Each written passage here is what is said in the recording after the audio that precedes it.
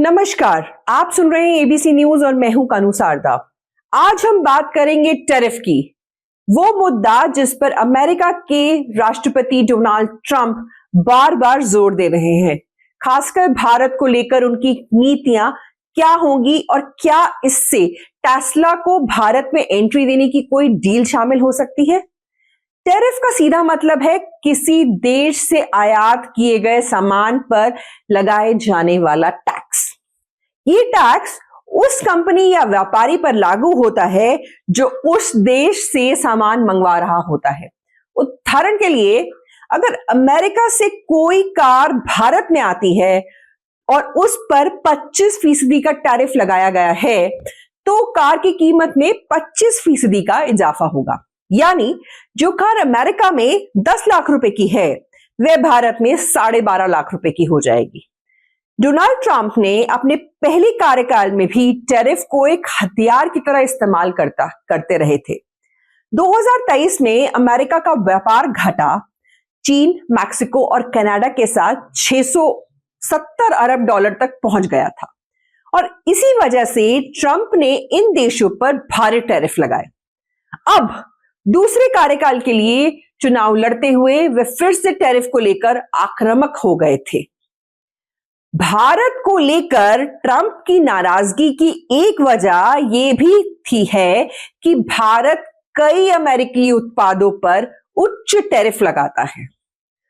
1990 के दशक में भारत का औसत टैरिफ रेट 125% था, लेकिन उदारीकरण के बाद यह घटता चला गया। 2024 में भारत का औसत टैरिफ 11.66% था और हाल ही में इसे और घटाकर 10.65% कर दिया गया है। भारत में अब सबसे ज्यादा टैरिफ 70% तक है, जो लग्जरी गाड़ियों पर लगाया जाता है।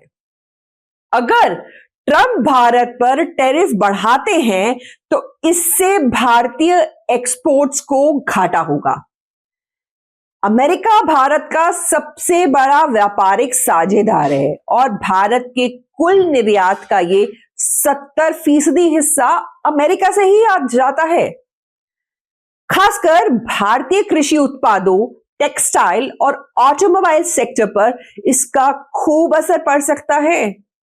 लेकिन क्या इस टैरिफ तनाव के बीच भारत टेस्ला को एंट्री देने पर विचार कर सकता है?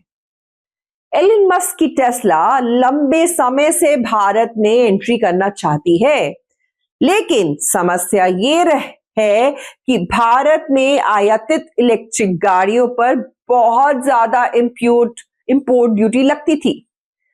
टेस्ला चाहती थी कि सरकार इस टैरिफ को 100% से घटाकर 40% कर दे। इंपोर्ट ड्यूटी को 100% से घटाकर 40% करने की मांग है टेस्ला की।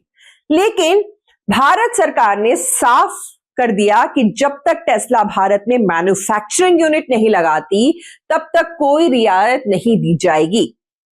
2023 में प्रधानमंत्री नरेंद्र मोदी और एलन मस्क की मुलाकात के बाद यह मामला फिर सुर्खियों में आया था।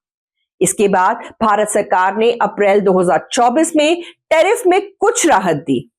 अब $40,000 से अधिक कीमत वाली इलेक्ट्रिक गाड़ियों पर इंपोर्ट ड्यूटी 125% से घटाकर 70% कर दी गई है और लिथियम आयन बैटरियों पर टैक्स पूरी तरह से हटा दिया गया है।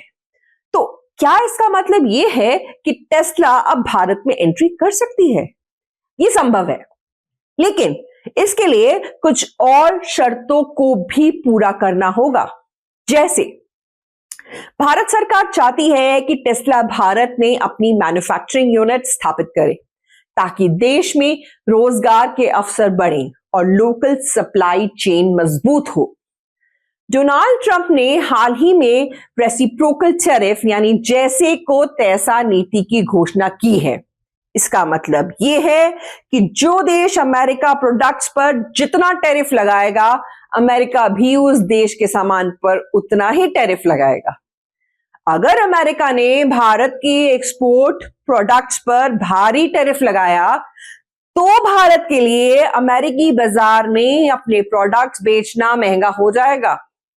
तो कुल मिलाकर ट्रंप का टैरिफ प्लान भारत का आर्थिक रूप से प्रभावित कर सकता है, लेकिन भारत भी अपनी नीतियों को इस तरह से तैयार कर रहा है कि नुकसान को कम किया जा सके।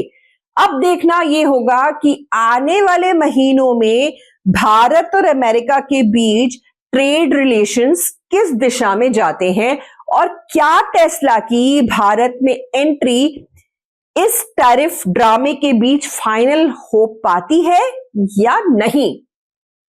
अगर आपको ये जानकारी पसंद आई हो तो इसे शेयर करें और अगर आप चैनल पर नए हैं तो हमें फॉलो करें। जल्द मिलेंगे एक और नई जानकारी के साथ, तब तक के लिए नमस्कार। एबीसी हिंदी न्यूज, आज ही जुड़िए हर खबर के साथ।